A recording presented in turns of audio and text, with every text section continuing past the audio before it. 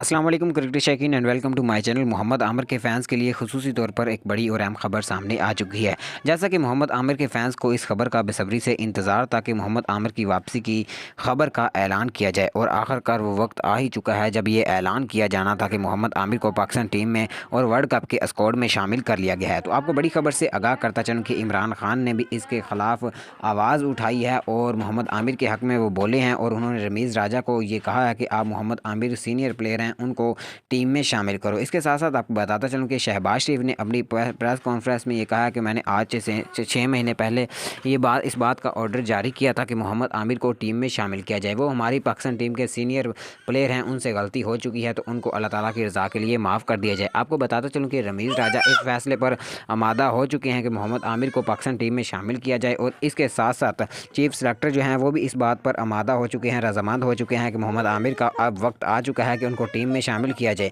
आपको बताता चलूँ कि वर्ल्ड कप के स्क्वाड का हतमी ऐलान भी 2 दिन में किया जाएगा और मोहम्मद आमिर को भी इसमें अनाउंस किया जाएगा। आपको ये खबर कैसी लगी कमेंट सेक्शन में हमें ज़रूर बताइएगा। अल्लाह हाफिज़।